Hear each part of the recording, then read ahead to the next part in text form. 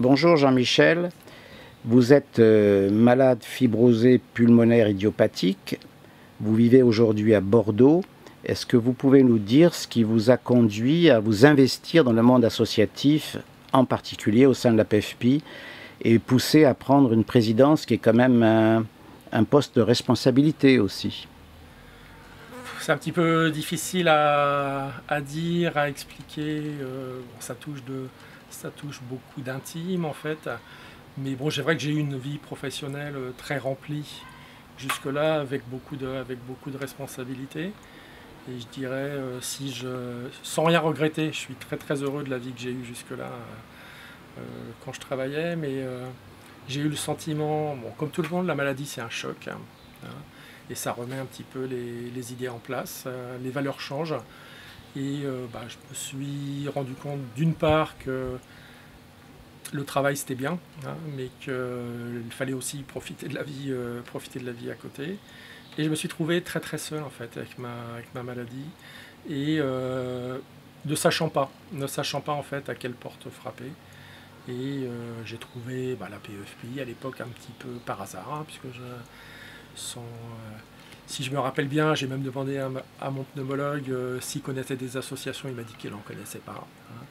Et donc je me suis retrouvé, j'ai fait un peu le chemin que tout le monde fait, hein, aller sur internet avec Mister Google et puis lire tous les trucs qu'on lit bien et pas bien sur la FPI et finalement tomber sur la PEFPI.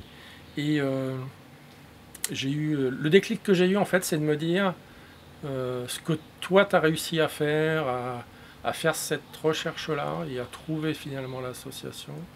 Tu as eu de la facilité à le faire parce que tu as l'habitude.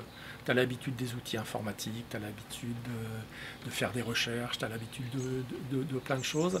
Et c'est sûrement beaucoup plus difficile pour plein d'autres personnes. Et j'ai eu envie d'aider les autres, en fait, simplement. J'ai simplement eu envie d'aider les autres et dire ce que moi j'ai fait facilement, je sais que c'est plus difficile pour d'autres.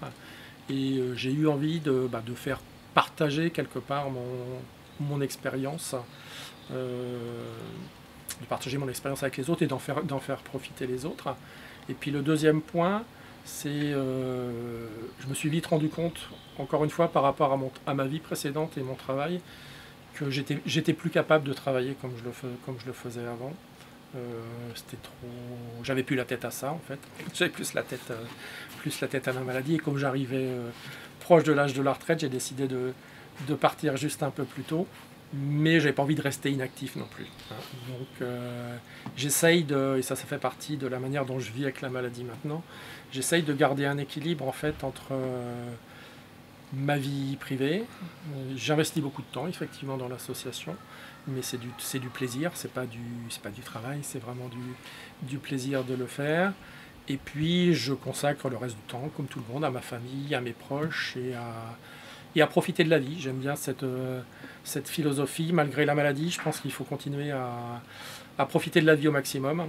À prendre plaisir, effectivement on ne peut pas se projeter comme on pouvait se projeter avant avec la FPI, on ne peut pas se projeter à 10 ans, mais voilà, au jour le jour, moi je peux vous assurer que je profite de la vie, de tous les plaisirs que je peux, et en fait, être investi dans l'association en tant que président, ça fait partie de ces plaisirs-là, parce que je rencontre les adhérents, et c'est toujours des rencontres fortes, pleine d'émotions, pleine d'amitié, pleine de choses. Je rencontre plein de gens merveilleux aussi, en particulier au niveau des soignants. Ça me permet de rencontrer là aussi des gens merveilleux qui consacrent leur vie à soigner les autres. Et je trouve que dans le domaine des maladies rares, et de la FPI en particulier, on a la chance, en tout cas nous on le voit au sein du conseil scientifique, d'avoir des pneumologues qui sont vraiment des gens humains, et qui ont envie aussi de travailler avec nous, qui ont envie de travailler avec l'association, parce qu'ils savent très bien qu'ils n'ont pas le temps, les moyens nécessaires pour faire tout ce qu'ils voudraient faire avec nous, avec les malades. Donc ils ont très bien compris que nous, association, on pouvait prendre le relais. Donc je rencontre des gens comme ça, je rencontre des gens merveilleux partout, dans les laboratoires pharmaceutiques. On pourrait croire que c'est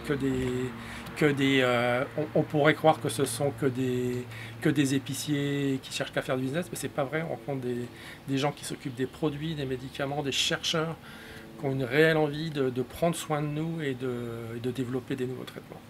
Merci beaucoup.